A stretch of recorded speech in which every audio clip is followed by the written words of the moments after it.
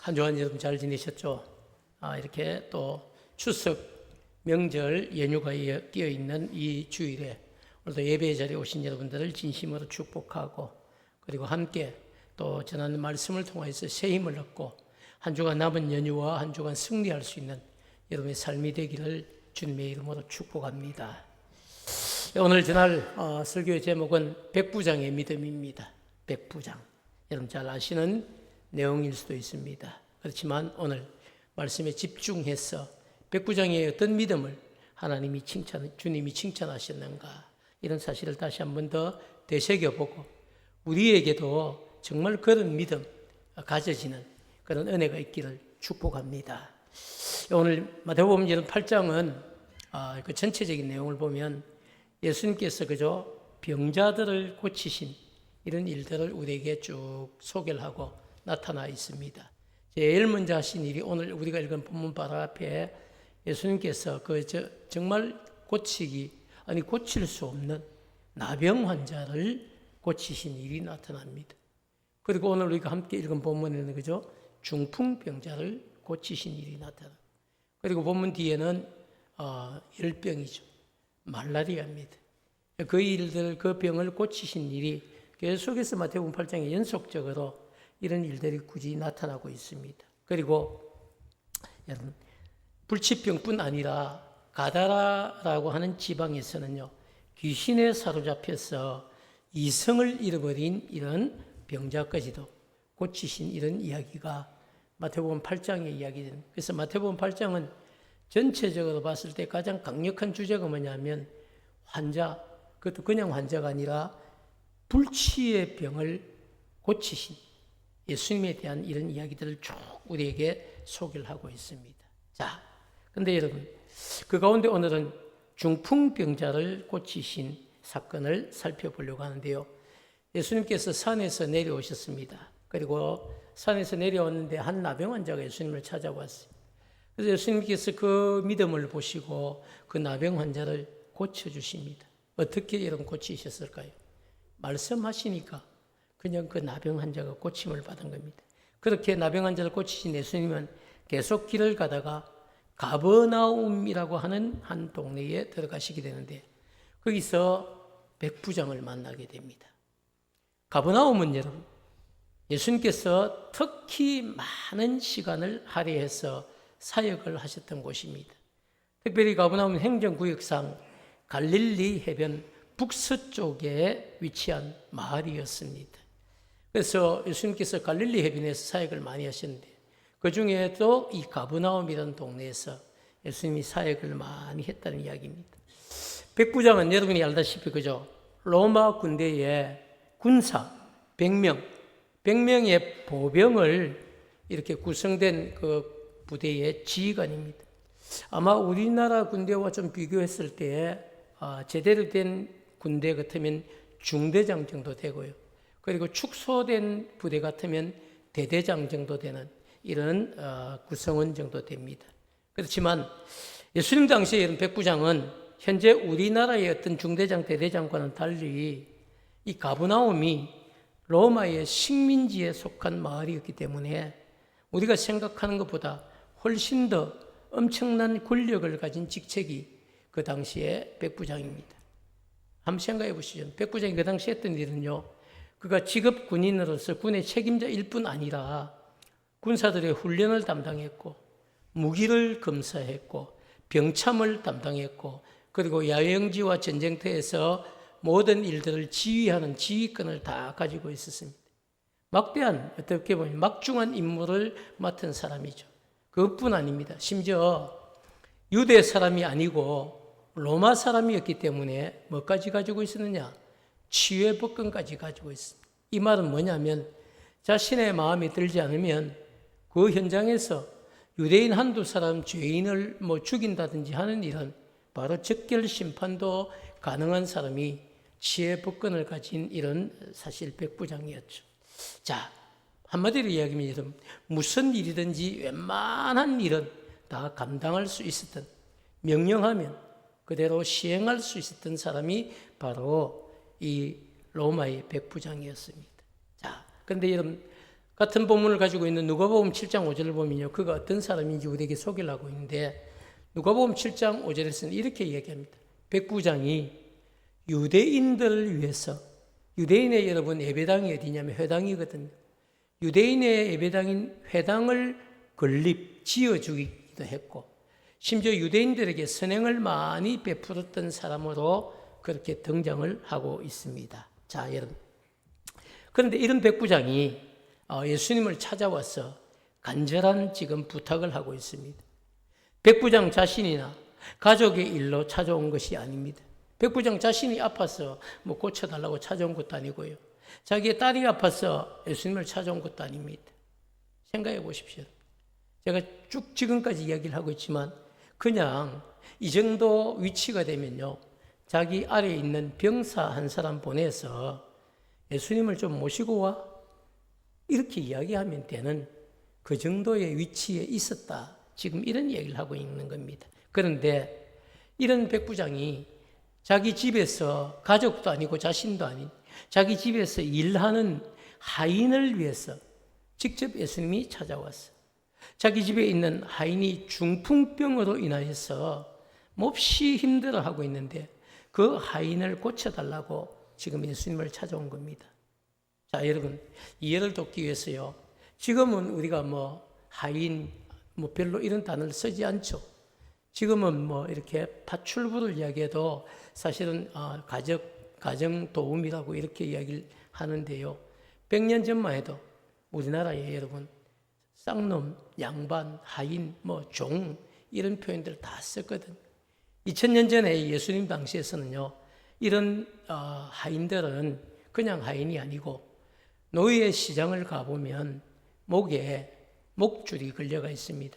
좀 건강한 사람들은 얼마, 조금 나이가 든 사람들은 얼마, 이렇게 해서 노예 시장에 가보면 이런 하인들을 사서 오는데 얼마씩 돈을 주고 사서 와서 그렇게 자기 집에 데려 일을 시키다가 이렇게 병들면 어떻게 하겠습니까?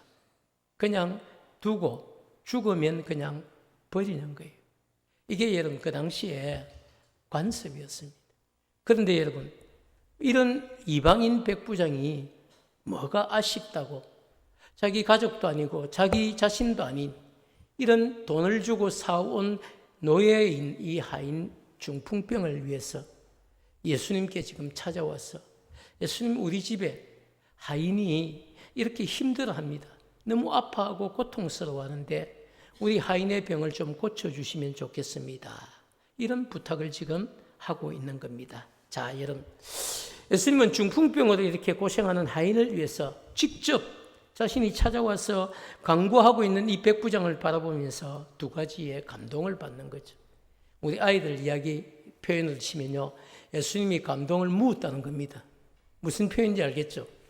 예수님이 지금 백부장을 바라보면서 이봐라, 그냥 사람을 보내도 되고 아니면 나를 와주십시오라고 부탁을 할 줄 알았는데 그게 아니고 직접 자신이 찾아와서, 그것도 자기 자신의 일이나 자기 딸이나 가족이 아니라 그 돈 주고 산 노예와 같은 이런 하인의 고통을 위해서 나를 찾아와, 그리고 간곡하게 부탁을 해.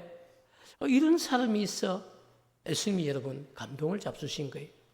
어떤 면에서 여러분 감동을 먹었습니까? 두 가지 구체적인 이유가 있는데요. 첫 번째 보면 이 이방인 여러분, 로마 사람인 이 이방인 백부장이 아주 어떻게 보면 하찮은 노예와 같은 유대인 하인의 고통을 위해서, 그걸 낫게 하기 위해서 예수님을 찾아와서, 직접 찾아와서 간구를 한 것 때문에 예수님이 지금 감동을 잡수신 거예요. 또 한 가지는요, 두 번째는 중풍병입니다. 중풍병은 여러분, 아까도 잠깐 말씀드렸지만 그 당시로서는 기적이 일어나지 않고서는 고칠 수 없는 불치의 병이라고 다 생각을 했습니다. 그런데 이 이방인 백부장이 예수님이라면 이 중풍병도 고쳐주실 것이라고 믿고 예수님을 찾아왔다는 이것이 예수님의 마음에 감동이 된 것입니다. 자, 여러분 한번 생각해 보시죠. 누가 이런 믿음이 있을까요? 여러분, 유대인들 가운데 정말 하인, 아니 종, 노예죠. 이런 노예의 고통을 위해서 예수님을 찾아온 적이 성경에 다른 데 없습니다. 오직 이 백부장만 그런 믿음이 정말 어떻게 보면요 참 대단한 믿음이죠. 그리고 확신을 하고 온 겁니다.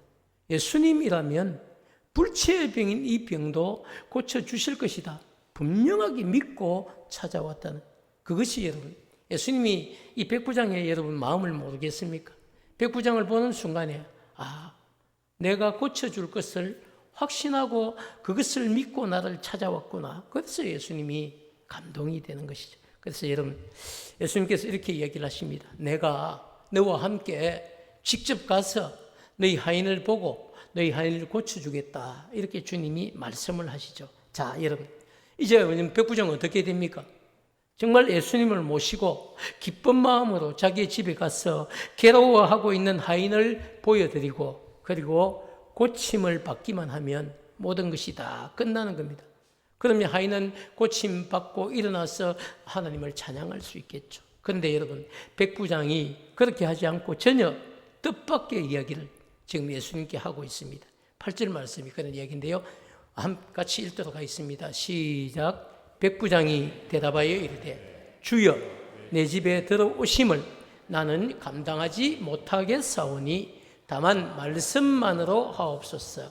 그러면 내 하인이 낫게 사옵나이다. 여러분 이게 도대체 무슨 말입니까? 여러분 여기 표현이 이런 게 있어요. 감당하지 못하겠사오니 이런 표현이 있는데요. 이 말은 어떤 권위 있는 대상에 대해서 스스로 자신의 무가치함을 느낄 때 사용했던 말입니다. 생각해 보시죠. 우리 자신은 지금 어떻게 보면 로마 백부장이죠. 이 가버나움에서는 제법 높은 사람이에요. 가버나움에서는 뭔가 자신이 마음만 먹으면 다 할 수 있는 사람입니다. 그런데도 불구하고 예수님이 어떻게 보면 뭐라고? 여러분 감당치 못합니다. 마치 자신의 집에 사령관이 오겠다고 하니까 사령관님 우리 집에 오실 수가 없습니다. 우리 집같이 누추한 데에 어떻게 사령관님이 오시려고 합니까? 이런 표현하고 똑같은 거예요. 저는 사령관님이 오시는 것을 감당할 수가 없습니다. 예수님을 향하여서 내가 감당하지 못하겠사오니 여러분 어떤 진짜 권위 있는 대상에 대해서 스스로 자신의 어떤 연약함, 무가치함을 느낄 때 사용하는 말이 감당치 못한다 이런 표현이에요. 자, 여러분 생각해 보십시오. 따라서 우리가 생각해 보면요, 이 8절의 고백은 백부장이 예수님 앞에서 자신이 저는 사실 죄인입니다. 이 고백을 담고 있는 거예요. 그리고 동시에 그의 겸손한 신앙을 주님, 저는 당신이 우리 집에 당신같이 높으신 분이 우리 집에 오는 걸 제가 감당할 수 없습니다. 이런 표현이 그걸 뒷받침해 주고 있는 게 9절 말씀인데요. 9절도 한번 같이 읽도록 하겠습니다. 시작. 나도 남의 수하에 있는 사람이요 내 아래에도 군사가 있으니 이들어 가라 하면 가고 저들어 오라 하면 오고 내 종들어 이것을 하라 하면 하나이다. 그렇죠. 생각해 보십시오. 백부장이 무슨 얘기를 합니까? 이런 표현을 합니다. 내게도 100명의 군사들이 있습니다. 그런데 내가 필요하면 어느 군사를 보고 너 저쪽 갔다 와라 이러면 그 친구가 다녀오고 저쪽에 또 갔다 와라 이러면 저쪽도 갔다 오고 종들 보고도 내 집에 있는 종들 보고도 이것을 하라 하면 그들이 순종해서 다 한다는 겁니다. 그것처럼 여러분 오늘 무슨 이야기를 하냐면요. 주님께서 굳이 참 어떻게 보면 그죠? 여기저기 다 하기 때문에 오실 필요가 없다는 지금 이야기를 하고 있습니다. 여러분 백부장의 이야기를 들은 예수님은요. 그 대답을 정말 놀랍게 여깁니다. 그리고 그곳에 모여있는 이스라엘 사람들, 회중들이죠. 수많은 사람들이 모이는데 그 앞에서 이렇게 표현을 합니다. 내가 이스라엘 중에서 이만한 믿음, 아무에게서도 이만한 믿음을 내가 본 적이 없다. 내가 지금까지 많은 사람을 만나봤지만 이 백부장의 믿음과 같은 이런 믿음을 고백한 사람을 내가 본 적이 없다. 그렇게 이야기합니다. 자, 사랑하는 여러분, 예수님께서 백부장의 어떤 점을 보시고 그 믿음을 칭찬하셨을까요? 예수님께서 직접 자신의 집으로 가서 환자를 보고 환자에게 손을 얹고 그리고 기도하지 않아도 지금 이 자리에서 말씀만 선포해도 종이 낫게 될 것을 믿는 믿음이 백부장의 믿음이었습니다. 여러분, 이게 이해가 되시나요? 보통 사람들이라면 그죠? 어떻게든지 예수님을 빨리 자기 집으로 모시고 가서 예수님 이 친구입니다. 중풍병으로 얼마나 고생을 했는지 모릅니다. 이제 주님이 오셨으니까 손을 얹고 그 머리에 손을 얹고 아니면 그 병에 손을 얹고 주님 능력 있는 기도를 해 주십시오. 그럼 내 종이 낫게 될 줄 믿습니다. 이게 여러분 보통 믿음 아닙니까? 아니, 그런 믿음만 있어도 대단한 믿음이죠. 근데 여러분, 그 믿음을 뛰어넘은 겁니다. 그 믿음을 뛰어넘고 오실 필요 없습니다. 주님 우리 집에 오는 건 내가 감당 안 됩니다. 이 자리에서 주님 말씀만 해 주십시오.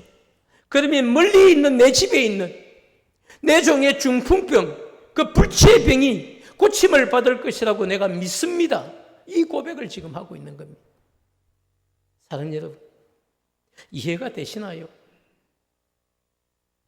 저는 말씀을 준비하면서 정말 이전에도 은혜를 받았지만 날이 갈수록 여러분 더 큰 은혜를, 어떻게 이런 믿음을 유대인도 아닌 랍비도 아닌 여러분 이 이방인 로마 사람 백부장이 어떻게 예수님을 향하여서 이런 믿음을 가질 수 있었을까? 그래서 제가 내린 결론은 여러분, 믿음은 정말 선물입니다.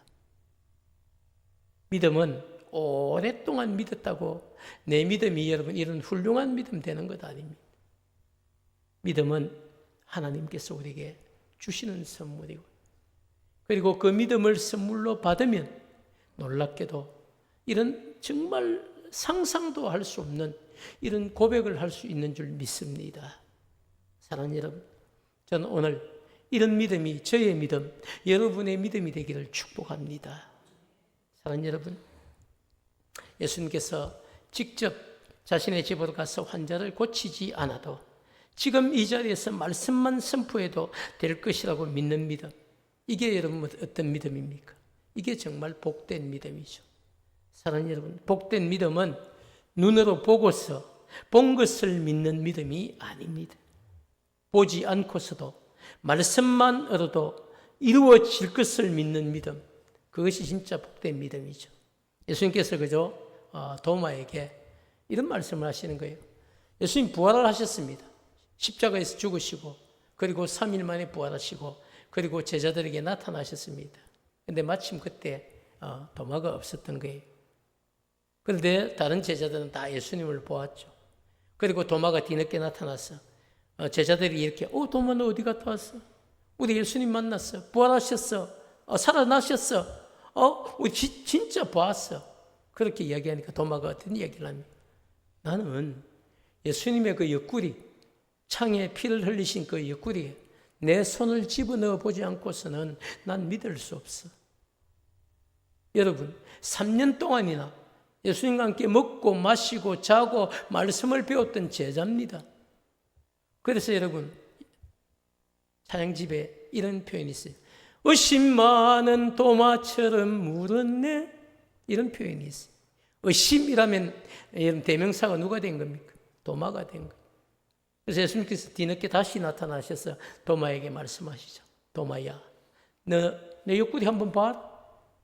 너는 보고서야 나를 믿느냐? 보지 않고서 나를 믿는 그 믿음이 복된 믿음이다. 사랑하는 여러분, 오늘 백부장의 믿음이 어떻습니까? 보지 않고서 이 자리에서 아니 주님 가실 필요도 없습니다. 아니 오시는 것 제가 감당할 수 없습니다.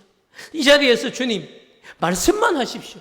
그러면 내 종이 멀리 있지만 낫게 될 것을 믿습니다. 이게 여러분 오늘 백부장이 우리에게 보여주고 있는 믿음입니다. 사랑하는 여러분, 오늘 이 자리에서 말씀을 받는 여러분 모두에게 백부장이 가졌던 이런 믿음이 오늘부터 새롭게 시작되기를 축복합니다. 이미 이런 믿음을 가지신 분들은 그 믿음을 의심치 말고 여러분 기록된 하나님의 말씀 66권의 성경 말씀만 읽고서도 주님을 본 적 없지만 그래도 주님의 십자가와 그 은혜를 깨닫는, 그리고 정말 우리에게 말씀하신 대로 천국이 있음을 믿는 그런 확실한 믿음을 가지고 살아갈 수 있는 여러분 되시기를 축복합니다. 사랑하는 여러분, 백부장의 고백을 듣고 믿음을 칭찬하신 예수님은 그 자리에서 치유와 축복의 말씀을 선포하시는데요. 13절 우리 한번 같이 읽도록 하겠습니다. 시작. 예수께서 백부장에게 이르시되 가라, 내 믿은 대로 될지어다 하시니 그 즉시 하인이 나으니라. 아멘이죠. 이런 백부장에게 말씀하신 주님, 이 자리에서 말씀하십시오. 그러니까 주님이 그 사람을 칭찬. 내가 이스라엘 중에 이만한 믿음을 내가 본 적이 없다. 그렇게 말씀하시고 백부장에게 얘기합니다. 가라. 네가 믿은, 네가 나를 찾아올 때 그 믿음, 또 내가 이 자리에서라도 선포하면 네 종이 낫게 될 것을 믿는 그 믿음대로 될 것이다. 가라고 합니다. 가서 네 종이 일어난 것을 네 눈으로 확인하라고 말씀하시는 겁니다. 근데 성경은 어떻게 얘기합니까? 말씀하신 그 즉시 그 하인이 어떻게 되었다? 나았다. 사랑하는 여러분, 놀랍지 않습니까? 예수님의 정말 말씀을 듣는 그 순간, 이 선포를 듣는 그 순간 여러분 백부장의 마음이 어땠을까요? 저는 설교자로서 그 마음을 한번 생각해 봤습니다. 가라, 네 믿은 대로 될지어다. 그 선포를 듣는 그 순간에 백부장의 마음에 그죠? 그 마음에 확신이 생겼겠죠. 가라, 네가 나를 믿고 찾아온 너의 그 믿음, 그 기대대로 될 것이다. 백부장은 여러분 집으로 돌아간 내내 부푼 가슴을 안고 자기 집으로 돌아갔을 것입니다. 그리고 중풍병에서 일어나서 자신을 맞이하는 하인을 품에 안고 진심으로 예수님께 감사를 드렸겠죠. 그리고 이방인이지만 예수님과 이 만남과 이 체험을, 이 감동을 간직한 채 평생을 살아가는 동안에 예수님을 간증하며 살아갔을 것이라고 저는 믿습니다. 사랑하는 여러분, 신앙생활 하면서 정말 기적을 체험하는 이런 일들은 어디에서 시작됐을까요? 한번 깊이 생각해요. 정말 여러분 신앙생활 하면서 이런 기적 같은 일들을 여러분 체험한 적이 있으신가요? 아니면 체험하기를 정말 원하십니까? 그러면 여러분, 예수님이 어떤 분인지를 분명히 신뢰하는 믿음을 가져야 이런 체험을 할 수가 있습니다. 많은 분들이 정말 하나님을 한번 체험하고 싶다, 이런 표현을 많이 해요. 나는 정말 하나님이 살아계신다, 그것을 믿고 싶고 그것을 체험하고 싶고 그런 간증을 가지고 살아가고 싶다고 많은 분들이 이야기를 합니다. 여러분, 어떻게 해야 그 일이 시작될까요? 백부장이 주님이 어떤 분인지를 믿고 찾아온 겁니다. 여러분도 성경을 읽으실 때 성경을 책으로 읽으시면 안 됩니다. 성경은 하나님의 약속입니다. 하나님의 말씀입니다.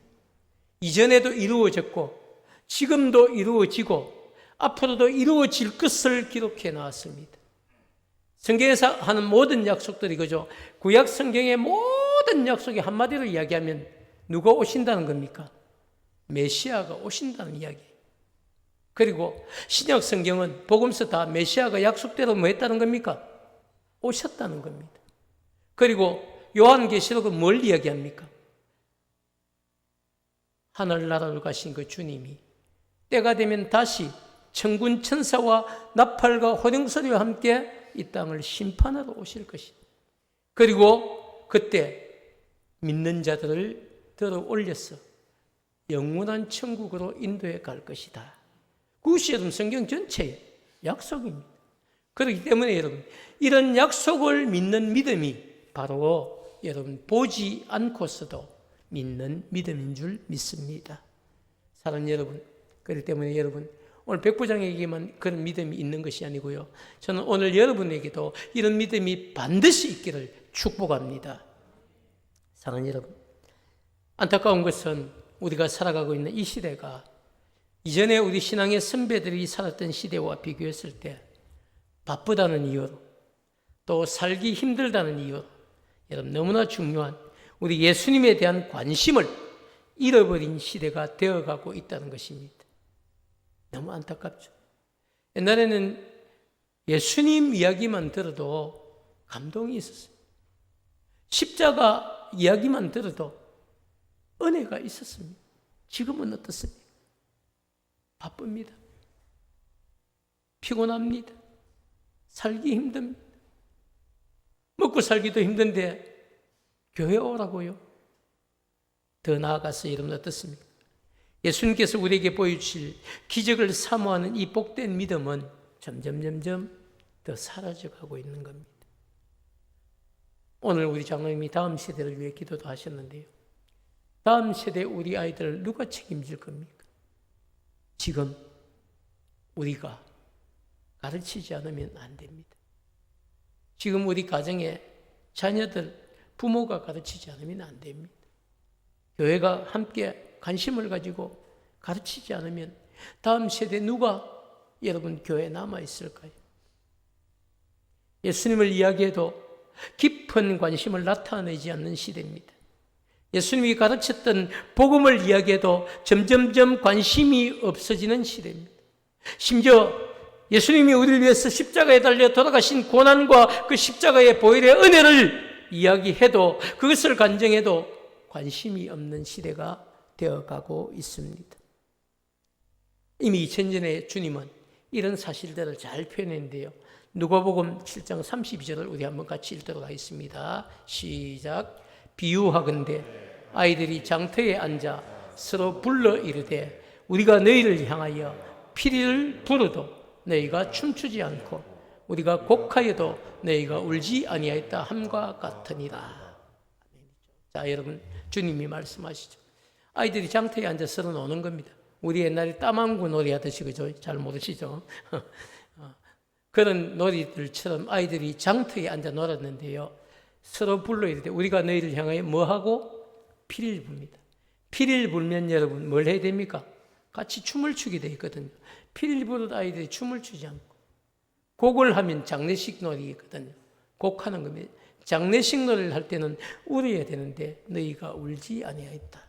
무슨 이야기입니까? 관심이 없는 시대. 더 이상 반응을 보이지 않는 시대. 심지어 여러분 어떻습니까? 집안에서 부모와 자녀가 여러분 단절된 대화 겪어보지 않습니까? 아이들이 집에서 들어오면 문을 탁 닫고 제 방에서 나오질 않습니다. 그런 시대가 되어가고 있죠. 대화를 하려고 하면 어떻습니까? 세대 차이 난다고 이야기를 합니다. 그리고 간섭한다고 이야기를 하죠. 사랑하는 여러분, 가정에서부터 벌써 그런 시대가 되어가고 교회에서도 다음 세대를 향해서 무슨 이야기하는 게 참 조심스럽습니다. 어느새 여러분 그런 문화가 우리에게 다가왔습니다. 어떻게 하면 여러분 이 시대가 다시 우리 예수님께 관심을 가지도록 어떻게 하면 예수님의 이름과 십자가라는 이 말만 들어도 마음속에 다시 여러분 진한 감동과 고백이 시작되게 할 수 있을까요? 어떻게 하면 이 시대 성도들이 자신의 행복이나 기쁨보다 주님의 그 기쁨과 행복을 위해서 자신의 삶을 헌신하며 살아갈 수 있도록 그렇게 다시 한번 불태울 수 있을까요? 여러분 어떻게 해야 될까요? 어떻게 해야 그런 시절이 다시 올 수 있을까요? 어떻게 해야 그런 복된 믿음을 다시 회복할 수 있을까요? 사랑하는 여러분, 습관적인 믿음이나 지식적인 믿음만을 가지고 자신의 신앙을 현상 유지해 갈 수 있겠지만 그러나 오늘 성경에 나타난 이런 기적을 체험할 수는 없습니다. 왜냐하면 기적은 우리가 가진 상식을 뛰어넘는 믿음을 심었을 때 바로 그때 체험할 수 있는 영적인 체험이기 때문입니다. 오늘 여러분 이방인이지만 예수님을 찾아온 이 백부장의 믿음을 한번 보십시오. 그 당시에 많은 사람들이 중풍병은 불치의 병이라고 생각하고 어떻게 고쳐볼 생각조차 하지 않았습니다. 포기한 거지. 그런데 여러분, 이 백부장은 예수님을 찾아왔어. 자기 하인의 중풍병이 불치의 병이지만 다른 사람은 못 고치지만 주님은 고칠 수 있을 것이라고 믿고 찾아와서 고쳐달라고 간구하고 있습니다. 심지어 우리 집까지 오실 필요도 없습니다. 여기서 말씀만 해 주십시오. 그러면 내 하인이 낫게 될 것을 나는 믿습니다.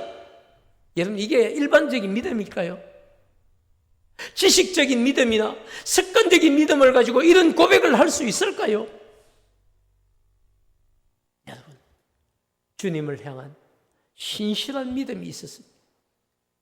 주님이시라면 이 일은 사람들에게는 불치의 병이지만 예수님께는 이거 아무것도 아니야. 그것을 믿는 믿음이 있었다는 사실입니다. 백부장은 그렇게 기적을 바라보면서 기적을 체험할 수 있는 상식을 뛰어넘는 믿음을 우리 예수님 앞에 고백하고 심었습니다. 그리고 자신의 믿음대로 예수님께서 주신 이 기적을 체험하고 다시 중풍병에서 일어난 하인과 행복하게 남은 생애를 살아갔을 것입니다. 사랑하는 여러분, 신구약 성경 66권 1189장, 여러분 그 내용을 보면요, 오늘 본문 외에도 다른 본문에서도 기적을 체험했던 수많은 흔적들을 성경은 곳곳에서 우리에게 들려주고 있습니다. 그렇지만 여러분, 그 성경의 곳곳에 나타난 마지막 결론은 어디든지 다 똑같았습니다. 여러분, 그 마지막 결론이 뭡니까? 네 믿음대로 될지어다. 너의 믿음대로 될 것이다. 너의 믿음이 그것을 이루었다. 네 믿음이 너를 구원하였느니라. 모든 곳의 기적의 결론은 여러분 뭐였습니까? 믿음이었습니다. 너의 믿음. 사랑하는 여러분, 저도 여러분에게 오늘 말씀을 마치면서 이런 믿음 한번 가져보자고 말씀드리고 싶습니다. 여러분, 한평생 우리가 예수 믿을 것 아닙니까? 지식적인 믿음, 습관적인 믿음, 물론 그것도 훌륭합니다. 그런 믿음도 없는 사람도 있는데, 그렇지만 여러분, 그런 믿음이 내 삶을 간정자로 만들지는 않습니다. 그런 믿음이 내 삶을 다이나믹하게 만들지 않습니다. 뭔가 여러분, 얼마 남지 않은 우리 인생을 한번 불태워봐야 되지 않겠습니까? 어떻게? 하나님을 체험하지 않고서는 그게 불가능합니다. 어떻게 하나님을 체험할 수 있습니까? 여러분, 우리가 하나님을 그만큼 믿을 때, 하나님의 존재를 믿고 약속하신 말씀을 믿고 기록된 성경 66권 1189장의 말씀을 살아계신 하나님의 음성으로 들을 때 우리는 기적을 체험할 수 있는 믿음의 사람들로 다시 세워질 수 있습니다. 사랑하는 여러분, 추석 명절 기간임에도 불구하고 주님의 몸된 교회를 찾아오셔서 예배드리고 있는 여러분들을 진심으로 축복합니다. 여러분 어디에 있어도 주일 예배를 드리실 분들입니다. 그런 면에서 여러분들은 일단 합격점을 받으신 분들이죠. 뿐만 아니라 추석 명절을 맞아 오랜만에 또 부모님을 찾아 고향을 찾아 고향교회로 가서 예배드리고 있는 우리 성도들도 있을 텐데 그분들의 믿음도 진심으로 축복합니다. 여러분, 오늘 우리에게 주신 이 말씀을 마음에 꼭 깊이 새기시고 하나님의 사랑, 주님의 은혜, 성령의 역사를 바라보면서 저는 기회 있을 때마다 상식을 좀 뛰어넘는 여러분 믿음을 심고 기적을 체험할 수 있는 분명한 간증이 있는 여러분 되시기를 축복합니다. 사랑하는 여러분, 이제 저는 말씀을 맺겠습니다. 우리 한번 고백할까요? 아버지, 한번 다 같이 따라합시다. 아버지, 백부장에게 주신 믿음을 저에게도 주옵소서. 아멘. 여러분, 이런 고백이 진짜 여러분의 고백이 되어서 여러분이 정말 말씀만 하시옵소서. 내 종이 낫게 될 줄을 믿습니다. 그렇게 신실하게 하나님의 약속을 믿는 믿음의 사람들로 다시 세워지고 불태워지는 그런 분명한 은혜가 있기를 축복합니다.